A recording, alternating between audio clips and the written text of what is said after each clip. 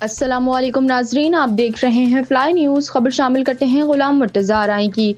डकैती के दौरान मज़ाहमत करने पर कत्ल होने वाले मोहम्मद इकबाल उज्जैन के कत्ल का मुकदमा कोट लालू पुलिस स्टेशन पर दर्ज कर दिया गया। 5 रोज कबल कोट लालू थाने की हुदूद में डकैती की वारदात के दौरान मुल्जिमान की फायरिंग से एक देहाती शदीद जख्मी होने के बाद फौत हो गया था। वर्सा की जानिब से शदीद एहतजाज के बाद मकतूल मोहम्मद इकबाल उज्जैन के बेटे की मुद्दत में 3 मुल्जिमान हामिद शर, खलील शर और राशिद शर के खिलाफ मुकदमा दर्ज कर दिया गया है।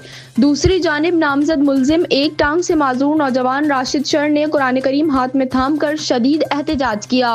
उनका कहना है कि मैं एक टांग से माजूर हूँ और मेरा इकबाल उज्जैन कत्ल वाक़े से भी कोई ताल्लुक नहीं है। मुझे इस मुकदमे में बेगुनाह फंसाया गया है।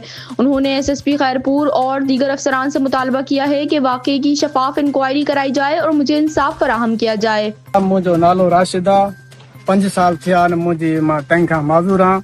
ही जेका FR थिया खूनारी उजड़नारी न को इन मां मुलज़ा न को असांखे का ख़बर ई आहे। असांखे SP Khairpur DIG DSP SHO कोटलालू अपीलात जेको आहे सो इहो इन केस जी जांच कई वञे, इन खून जी जांच कई वञे। असांजे मथां बेगुनाह आहे। हे क़ुरान शरीफ़ आहे त असांखे इन किसे जी का ख़बर न आहे, न की असां खून कयो आहे, न की असां इन मुलवटी आहियूं, न की असांखे ख़बर ई आहे। बाक़ी असांजे ज़ाती दुश्मनूं आहिनि, उन जे करे पुलिस वंगारनि वहे थी, नाला मिलनि था त उन जे करे असां ते FR कटिजनि। बाक़ी इन खून में असां मुलविट न आहियूं, न की असांखे ख़बर ई आहे। इहा असां SP Khairpur DSP IG Sindh खे इहा असांजी अपील आहे त इन जी जांच कई वञे। असां जेको आहे सो बेगुनाह असांजे मथां थो वड़ियो वञे।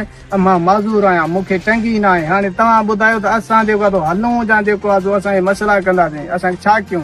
एतिरो जो पुलिस कंदी त पोइ ज़ाहिर आहे माण्हू तंग थिए थो, पोइ असां काॾे वञूं? छा नालो आहे तव्हांजो? खलील रहमान। छा मसइलो आहे? असां मसइलो इहो आहे, क़ुरान पाक आहे 2-3 ॾींहं थिया आहिनि। उजण हिकिड़ो दहशतगर्दी में और इंडिया तां मारी थी वियो आहे। उहो असांखे बेगुनाह आहे, उन्हनि जो में नालो फासाए थो। असांखे का ख़बर बि न आहे। ईद खे 4 ॾींहं थिया आहिनि, मुंहिंजी ॾाढी वॾी थी आहे, मां न वञी सघां स्टाफ ते। न दुश्मनी जे करे असां ॿाहिरि रोड ते नथा चढ़ी सघूं। असां एतिरो असां कंदासीं, असां ॿाहिरि वञी असां अहिड़ा कम कंदासीं। हीउ क़ुरान आहे, असांखे का ख़बर न आहे। असांखे इंसाफ़ खपे। SP खैरपुर DIG खैरपुर खे ऐं कोटलालू SHO के ऐं मथां जेके बि ऑफिसर आहिनि उन्हनि खे दरख़्वास्त कंदा, हीउ क़ुरान जे सदके असां सां इंसाफ़ कयो, असांजे बेगुनाह साड़ियो न।